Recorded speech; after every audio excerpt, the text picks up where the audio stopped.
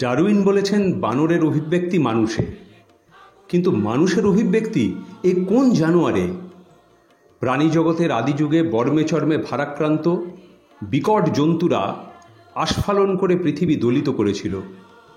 তারা তো প্রাণলোকের অসহ্য হয়ে উঠল, টিকতে পারল না। আবার সেই বর্মের বোঝা ঝেড়ে উঠে মানব ধর্মকে অন্তরে অন্তরে ফেলছে পিষে। প্রাচীন ডাইনোসরদের সঞ্চরণ ক্ষেত্র আজকের দিনে যুদ্ধক্ষেত্রে। যে রাস্তা দিয়ে তারা নিষ্ক্রান্ত হয়েছে সেই রাস্তা দিচ্ছে দেখিয়ে। দ্বিতীয় বিশ্বযুদ্ধের পটভূমিতে লেখা রবীন্দ্রনাথের একটা চিঠি থেকে আপনাদের কিছুটা পড়ে শোনালাম। এই চিঠি রবীন্দ্রনাথ লিখেছেন শ্রী অমিয় চক্রবর্তী মহাশয়কে 1940 সালের 20 জুন। তার ঠিক 6 দিন আগে হিটলারের নাজি বাহিনী প্রায় বিনা বাধায় ফ্রান্সের রাজধানী প্যারিসের দখল নেয়। ব্যথিত অবসন্ন রবীন্দ্রনাথ তার অন্তরের যাবতীয় ক্ষোভ উজাড় করে দিয়েছিলেন এই চিঠিতে। তার সুদীর্ঘ সৃষ্টিশীল জীবনে রবীন্দ্রনাথ বরাবরের জন্য ছিলেন সাম্রাজ্যবাদী যুদ্ধের আগ্রাসী ভূমিকার বিরুদ্ধে এবং ফ্যাসিবাদের বীভৎস নগ্নতার বিরুদ্ধে। আপনারা জানেন যে এবছর অর্থাৎ 2020 সালে আমরা ফ্যাসিবাদের বিরুদ্ধে বিজয়ের 75 বছর পার করে এলাম। আজকের পৃথিবীতে আবার যখন ধর্মের নামে, জাতপাতের নামে, বর্ণবিদ্বেষের নামে ফ্যাসিবাদ বিভিন্ন জায়গায় মাথা চাড়া দিয়ে উঠবার চেষ্টা করছে, সেই সময়ে ফ্যাসিবাদ বিরোধী রবীন্দ্রনাথ আমাদেরকে শিক্ষা দেবেন, আমাদের মনে সাহস যোগাবেন। তাই কবিপক্ষে ফ্যাসিবাদ বিরোধী, সাম্রাজ্যবাদ বিরোধী রবীন্দ্রনাথ নিয়েই আজকে আমাদের আলোচনার বিষয়। আমাদের আলোচনার বিষয় সাম্রাজ্যবাদ ও ফ্যাসিবাদ বিরোধী রবীন্দ্রনাথ। মূলত 3টে ঘটনার উপরে আমরা এই ভিডিওতে আলোচনা করব। প্রথমত মুসোলিনির ইতালিতে রবীন্দ্রনাথ, 1937 সালে জাপান সাম্রাজ্যবাদের চীন আক্রমণ, আর 1938 সেপ্টেম্বর মাসে চেকোস্লোভাকিয়ার সংকট এবং মিউনিক চুক্তি। এছাড়াও আন্তর্জাতিক এবং জাতীয় ক্ষেত্রে সাম্রাজ্যবাদ বিরোধী আন্দোলনে, ফ্যাসিবাদ বিরোধী আন্দোলনে রবীন্দ্রনাথ ছিলেন একজন অগ্রণী অ্যাক্টিভিস্ট। তার ছিল সমস্ত ঘটনায় সক্রিয় অংশগ্রহণ।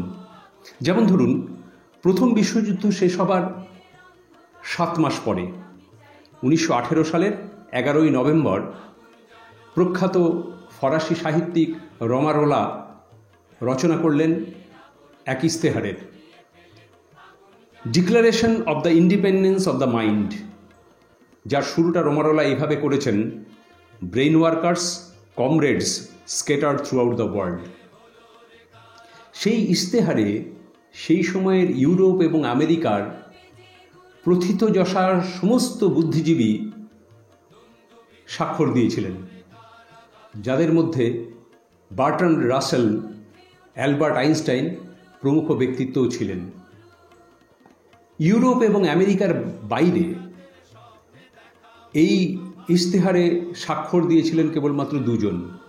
একজন শ্রীলঙ্কার প্রখ্যাত ইতিহাসবিদ আনন্দ কুমার স্বামী, আর আরেকজন আমাদের প্রিয় রবীন্দ্রনাথ।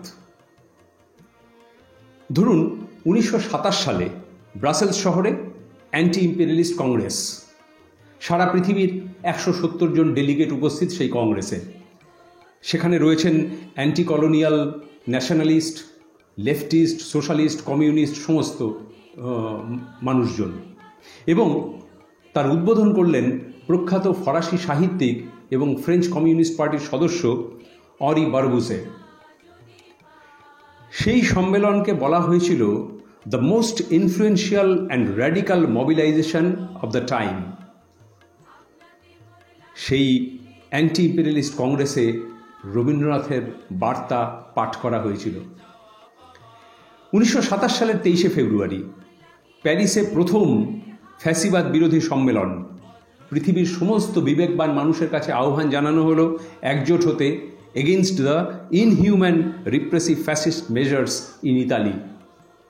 রবীন্দ্রনাথকে সেই সম্মেলনের ঘোষণাপত্র যখন পাঠানো হলো, রবীন্দ্রনাথ কেবল যে তাতে স্বাক্ষর দিলেন তাই নয়, তিনি সাথে সাথে প্রেরক বারবুসেকে তার সমর্থন জানিয়ে চিঠি লিখলেন। 1928 সালে বারবুসে এবং রমারোলার যৌথ উদ্যোগে প্রকাশিত হলো সেই বিখ্যাত বই গোল্ডেন বুক অফ পিস। এখানে রবীন্দ্রনাথের যে লেখা প্রকাশিত হয়েছিল সেই লেখা পড়ে আমরা জানতে পারি সাম্রাজ্যবাদের বিরুদ্ধে তাঁর সুতীব্র ঘৃণার কথা। ধরুন 1932 সালের অগাস্ট মাসে আমস্টারডামে ওয়ার্ল্ড পিস কংগ্রেস, সেখানেও রবীন্দ্রনাথের বার্তা পাঠ করা হচ্ছে। এই হচ্ছেন অ্যাক্টিভিস্ট রবীন্দ্রনাথ আন্তর্জাতিক ক্ষেত্রে। এবার যদি দেশে ফিরে আসি তাহলে 1935 সালের 27 অক্টোবর, তখনও আমাদের এই বাংলা বিভাজিত হয়নি, অবিভক্ত বাংলার ট্রেড ইউনিয়নের নেতৃত্ব এবং বুদ্ধিজীবীদের সম্মিলিত প্রয়াসে গড়ে উঠল যুদ্ধ ও ফ্যাসিবাদ বিরোধী সংঘ। এক ঘরোয়া সভায় এই যুদ্ধ এবং ফ্যাসিবাদ বিরোধী সংঘের যে সাংগঠনিক কমিটি তৈরি হলো, সেখানে রবীন্দ্রনাথ আশীর্বাদ দিলেন। 1936 সাল ইন্ডিয়ান প্রগ্রেসিভ রাইটার্স অ্যাসোসিয়েশন বা ভারতের প্রগতিশীল লেখক সংঘ তৈরি হলো, অগ্রণী ভূমিকায় রবীন্দ্রনাথ। এবং সেই বছরই ব্রাসেলসে যে পিস কনফারেন্স হলো, সেখানে ভারতের প্রগতিশীল লেখক সংঘ থেকে যে শুভেচ্ছা বার্তা পাঠানো হলো, তার একেবারে সামনে রইলেন রবীন্দ্রনাথ। 1937 মার্চ মাস লিগ এগেনস্ট ফ্যাসিজম অ্যান্ড ওয়ারের ভারতীয় শাখা তৈরি হলো ভারতের মাটিতে। প্রথম নির্বাচিত সভাপতি রবীন্দ্রনাথ। সেদিন ফ্যাসিবাদের বিরুদ্ধে সমস্ত মানুষকে একজোট হবার আহ্বান জানিয়ে রবীন্দ্রনাথ লিখেছিলেন, "The devastating tide of international fascism must be checked. Civilization must be saved from its being swamped by barbarism." এই হচ্ছেন অ্যাক্টিভিস্ট রবীন্দ্রনাথ। যাই হোক, আমাদের আলোচনার প্রথম প্রসঙ্গে আসি, মুসোলিনির ইতালিতে রবীন্দ্রনাথ। দেখুন, পৃথিবীতে ফ্যাসিবাদের উত্থান মূলত ঘটেছিল 1922 সালে, যখন মুসোলিনি তার ফ্যাসিস্ট পার্টিকে নিয়ে ইতালির ক্ষমতা দখল করেছিলেন। অনেকেই বলেন যে রবীন্দ্রনাথ মুসোলিনির প্রশংসা করেছিলেন এবং রবীন্দ্রনাথ ফ্যাসিবাদের সমর্থক। তাদের জন্য আমি আলাদা একটা ভিডিও করব রবীন্দ্রনাথের সঙ্গে ইতালির সম্পর্ক। আজকে শুধু এটুকু বলবো যে 1925 সালে খুব অল্প সময়ের জন্য ইতালিতে ভ্রমণ করার পর রবীন্দ্রনাথ যখন ফিরে এলেন, তারপর আবার তিনি মুসোলিনির সরকারের আমন্ত্রণে ইতালিতে গেছিলেন 1926 সালে। এবং সেই সময় রবীন্দ্রনাথ মুসোলিনি এবং তার সাকরেদদের খপ্পরে পড়েছিলেন। দেখুন, আজকের পৃথিবীতেও এই ধরুন সিকি ফ্যাসিস্ট, আধা ফ্যাসিস্ট, এরা বিভিন্ন জায়গায় নিজেদের সুবিধের জন্য, নিজেদের প্রচারের জন্য বুদ্ধিজীবীদের বা সমাজে প্রতিষ্ঠিত যারা, তাদের কাজে লাগানোর চেষ্টা করেন। ঠিক অনেকটাই কি সেরকম করেছিলেন মুসোলিনি রবীন্দ্রনাথের সঙ্গে? রবীন্দ্রনাথের একটা চিঠিতে আমরা এর কিছুটা আভাস পাই। সেই চিঠি রবীন্দ্রনাথ লিখেছিলেন চার্লস ফ্রিয়ার অ্যান্ড্রুসকে, যে চিঠি প্রকাশিত হয়েছিল 1926 সালের অগাস্টের গোড়ায় দ্য ম্যানচেস্টার গার্ডিয়ান পত্রিকায়। কি লিখেছিলেন রবীন্দ্রনাথ সেই চিঠিতে? লিখেছিলেন, "It is absurd to imagine that I could ever support a movement which ruthlessly suppresses freedom of expression, enforces observances that are against individual conscience, and walks through a blood-stained path of violence." অ্যান্ড্রুসকে ওই চিঠিতে রবীন্দ্রনাথ আরও লিখেছিলেন, "I have said it over and again that the aggressive spirit of nationalism and imperialism religiously cultivated by most of the nations of the West is a menace to the world." দর্থহীন ভাষায় রবীন্দ্রনাথ জানিয়েছিলেন তার অসন্তোষের কথা। এবার ইতালির প্রচার মাধ্যম কিভাবে রবীন্দ্রনাথের সাক্ষাৎকার মুসোলিনির স্বার্থে ব্যবহার করেছিল তার কিছুটা ইঙ্গিত রবীন্দ্রনাথ ওই চিঠিতে দিয়েছিলেন।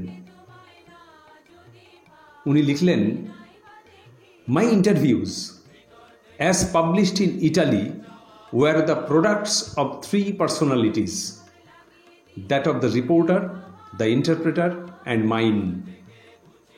রবীন্দ্রনাথ ইতালির ভাষা জানতেন না, তাকে ইন্টারপ্রেটারের ওপরে নির্ভরশীল হতে হয়েছিল।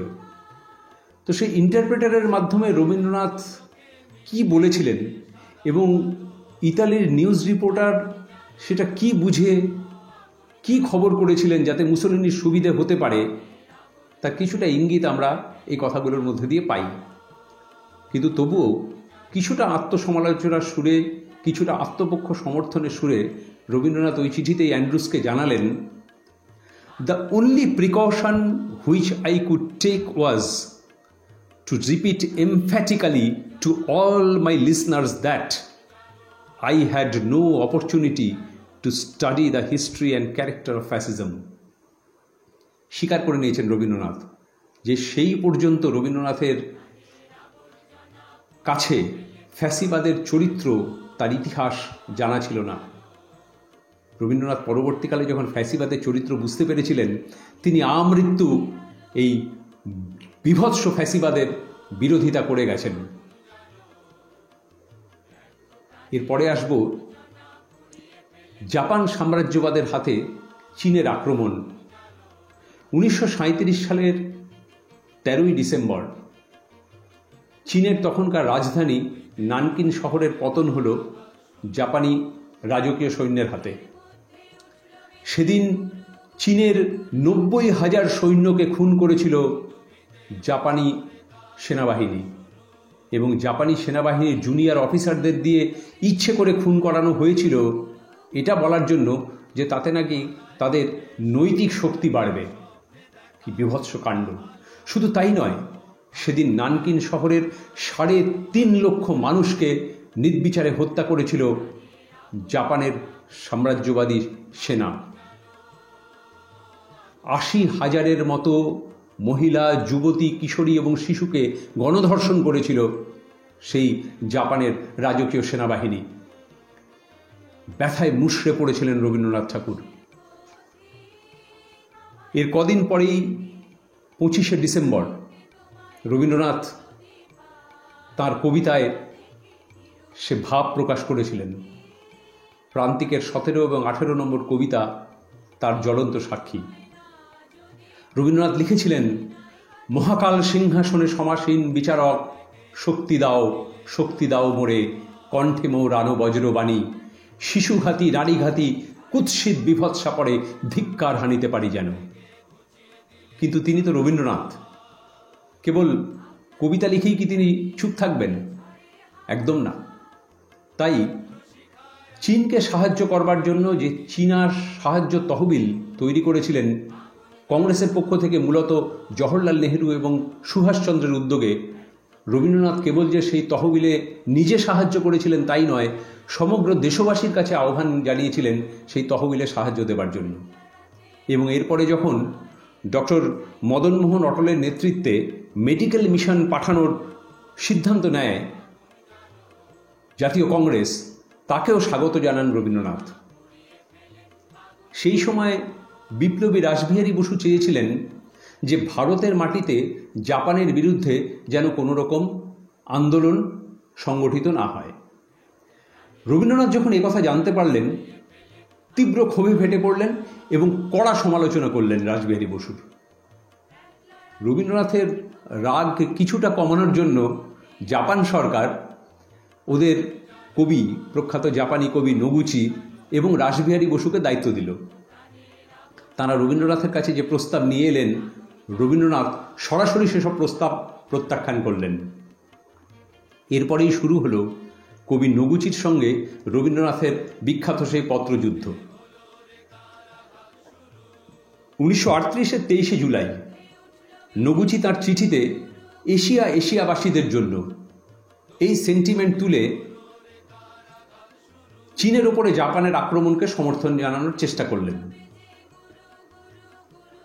আর এর উত্তরে রবীন্দ্রনাথ 1 সেপ্টেম্বর এক দীর্ঘ খোলা চিঠি লিখলেন নগুচিকে। এই চিঠি 1938 সালের 3রা সেপ্টেম্বর আনন্দবাজার পত্রিকায় প্রকাশিত হয়েছিল। কি লিখেছিলেন নগুচি সেই চিঠিতে? দেখুন, পৃথিবীর বিভিন্ন রাষ্ট্রে রাষ্ট্রনায়করা তাদের স্বার্থে যে নানা রকম অপকর্ম করেন এবং তাকে যে বুদ্ধিজীবীরা সাহায্য করেন, তার বিরুদ্ধে রবীন্দ্রনাথ ছিলেন অত্যন্ত সরব এবং বুদ্ধিজীবীদের সমালোচনা করতেন।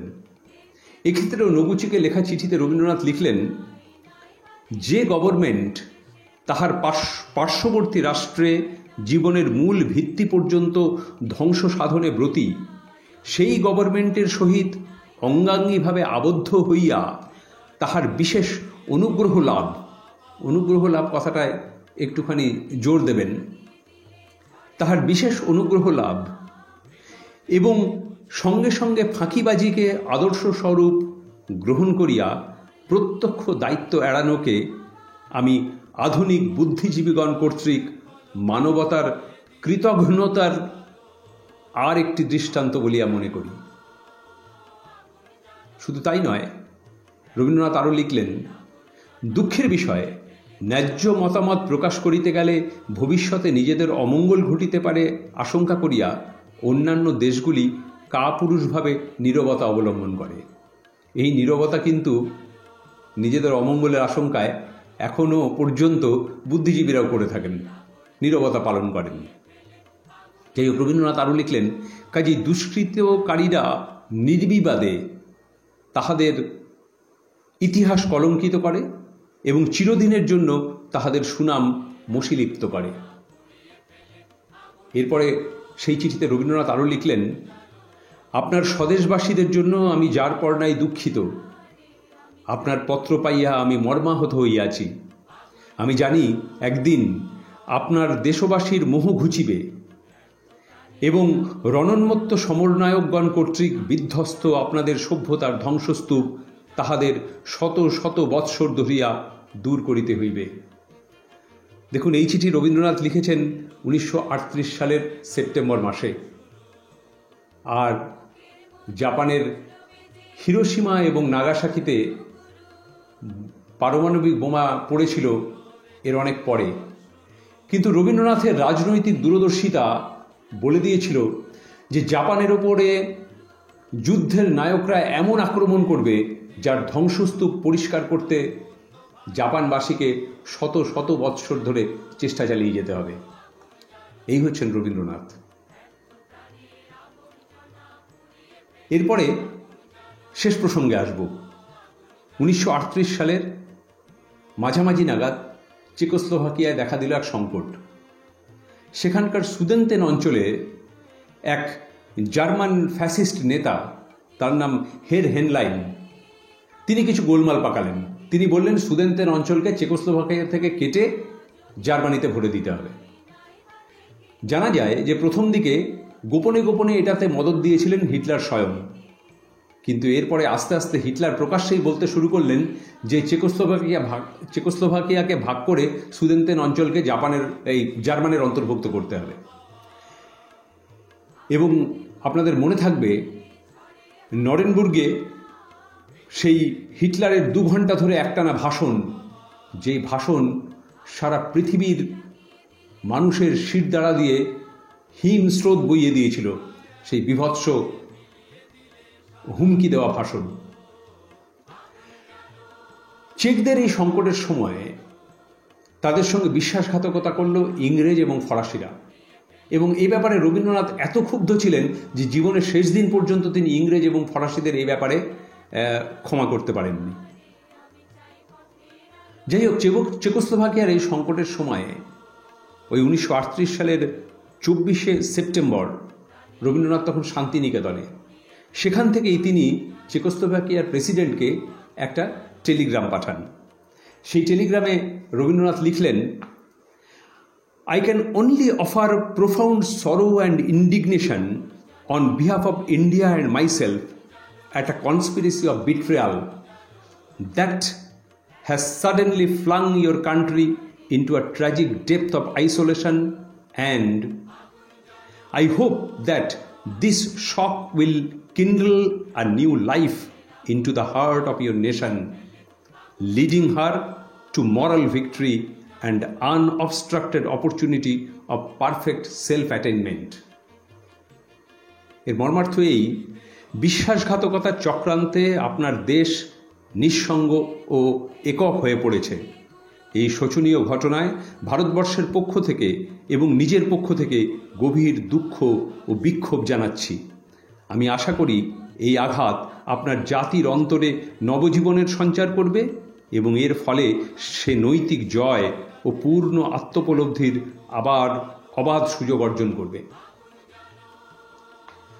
রবীন্দ্রনাথ যখন এই টেলিগ্রাম পাঠাচ্ছেন, ঠিক সেই সময়তে 22 থেকে 24 সেপ্টেম্বর ভারতের জাতীয় কংগ্রেসের ন্যাশনাল ওয়ার্কিং কমিটি মিটিং চলছিল দিল্লিতে। ভারতের জাতীয় কংগ্রেসের ন্যাশনাল ওয়ার্কিং কমিটি সিদ্ধান্তই নিতে পারল না যে চেকোস্লোভাকিয়াকে সমর্থন করা উচিত কি উচিত না। অবশ্য সেই ওয়ার্কিং কমিটিতে সুভাষচন্দ্র অনুপস্থিত ছিলেন শারীরিক অসুস্থতার কারণে, এবং জওহরলাল অনুপস্থিত ছিলেন কারণ তিনি ইউরোপে ছিলেন। যাই হোক, এরপরে 25 সেপ্টেম্বর সুভাষচন্দ্র যোগ দিলেন কংগ্রেসের ওয়ার্কিং কমিটির সভায়, এবং 28 সেপ্টেম্বর পর্যন্ত কংগ্রেস কোনো সিদ্ধান্ত নিতে পারল না। 28 সেপ্টেম্বর আন্তর্জাতিক পরিস্থিতি নিয়ে 3 ঘন্টা আলোচনার পরে কংগ্রেস ওয়ার্কিং কমিটি সিদ্ধান্ত নিল যে চেকোস্লোভাকিয়ার সভাপতিকে একটা সমর্থনসূচক বার্তা পাঠানো হবে। কংগ্রেসের তখনকার প্রেসিডেন্ট সুভাষচন্দ্র চেক প্রেসিডেন্ট ডক্টর বেনেসের কাছে ব্যক্তিগতভাবে টেলিগ্রাম পাঠান ওই দিন। অবশ্য সেই টেলিগ্রাম রবীন্দ্রনাথের মতো অত শক্ত ভাষায় সমর্থন জানানো ছিল না। অনেকটা গান্ধীজির অহিংস নীতিকে মেনে নরম ভাষারই টেলিগ্রাম করেছিলেন সেদিন সুভাষচন্দ্র। যাই হোক, সেটা ভিন্ন প্রসঙ্গ। এর দুদিন পরে 30 সেপ্টেম্বর হিটলার, মুসোলিনি এবং চেম্বারলেনের সঙ্গে আলোচনার ভিত্তিতে স্বাক্ষরিত হল সেই কুখ্যাত মিউনিখ চুক্তি। এই চুক্তির শর্তই ছিল যে সুদেনতেন অঞ্চলকে যদি হিটলারের কাছে সমর্পণ করে দেওয়া যায়, তাহলে হিটলার আর ইউরোপে আক্রমণ করবেন না অন্য দেশগুলোর উপরে। এই চুক্তির পরে প্রধানমন্ত্রী চেম্বারলেন ব্রিটেনে ফিরে গিয়ে বলেছিলেন, the meeting has achieved piece in our time. কত বড় অসত্য কথা বলেছিলেন সেদিন চেম্বারলেন, সেটা ইতিহাস তার সাক্ষী। যাই হোক, এই মিউনিখ চুক্তির ফলে চেকোস্লোভাকিয়ার 66% কয়লা, 70% লৌহ ইস্পাত আর 70% বিদ্যুৎ শক্তি ওই যুদ্ধবাজ হিটলারের জার্মানির হাতে গিয়ে পড়ল। এই মিউনিখ চুক্তির খবর যখন রবীন্দ্রনাথ শান্তিনিকেতনে বসে পেলেন, তিনি একদম ক্ষোভে ফেটে পড়লেন, এবং সেই সময় 4 অক্টোবর 1938 তিনি রচনা করলেন তার প্রায়শ্চিত্ত কবিতা। আপনারা জানেন সে কবিতার কথা। বিশিষ্ট রবীন্দ্র গবেষক নেপাল মজুমদারের ভাষায়, ভারতবর্ষের সমকালীন আর কোনো প্রগতিশীল ও সমাজ সচেতন কবি চেকোস্লোভাকিয়া ও মিউনিখ চুক্তিকে উপলক্ষ করে কোনো কবিতা লিখেছেন বলে জানা নেই। এটা নেপাল মজুমদারের উক্তি।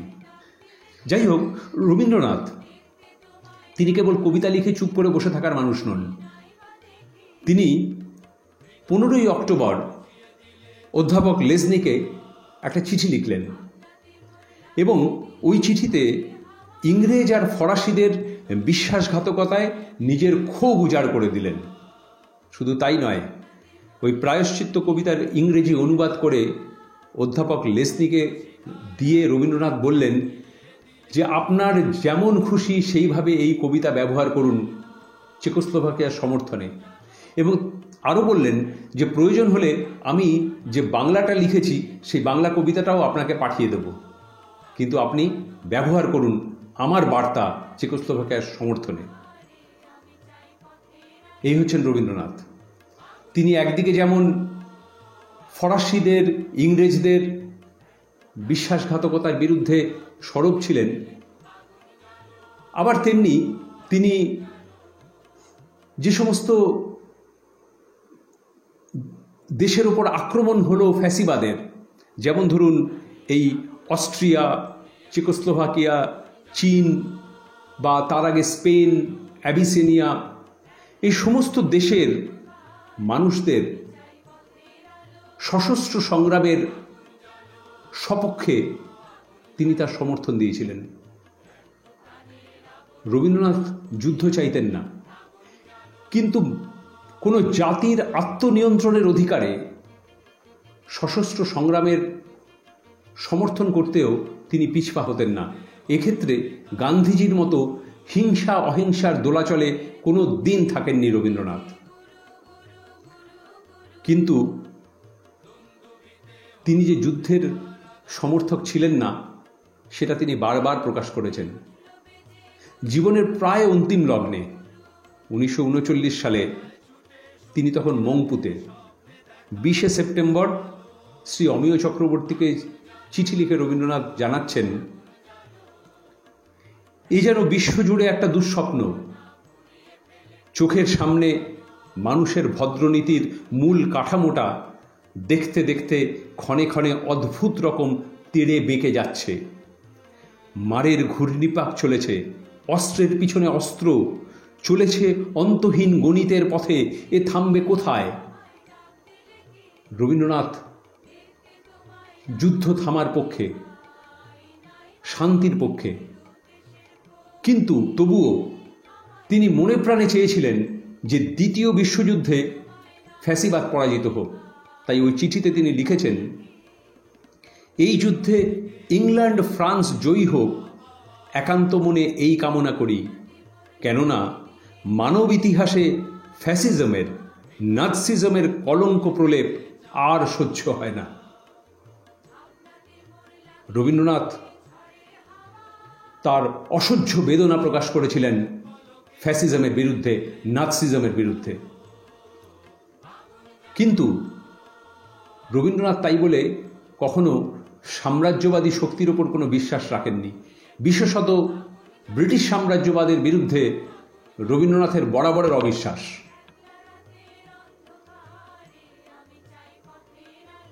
রবীন্দ্রনাথের চিঠি থেকেই আমরা জানতে পারছি তিনি শ্রী অমিয় চক্রবর্তীকে যে খোলা চিঠি লিখেছিলেন 1939 সালের 5ই নভেম্বর, সেখানে তিনি লিখছেন, যে পক্ষই হোক উপস্থিত মতো একটা ফল পাবে, যাকে সে বলে জিত। তারপরে চলবে সেই কাঁটা গাছের চাষ, যা মনুষ্যত্বকে বিক্ষত করবার জন্যে। সেই জন্যই বলি, এ পক্ষেরই হোক আর ও পক্ষেরই হোক, জয় কামনা করব কার? জয় যে হিংস্র শক্তির। রবীন্দ্রনাথ সেই চিঠিতে আরও লিখলেন, আমি পলিটিশিয়ান নই। যারা আমাদের দেশের রাষ্ট্রনেতা, তাঁরা কল্পনা করছেন যুদ্ধে যদি রাজশক্তির সহায়তা করি তাহলে বরলাভ করব।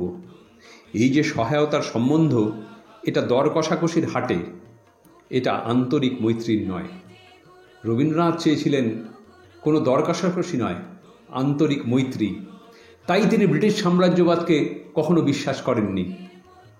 তাই তিনি লিখেছেন, আমাদের পক্ষে শাসনকর্তাদের বিশ্বাসপরতা অনুভব করিনি, অনুভব করেছি সন্দিগ্ধ শক্তির কটাক্ষপাত।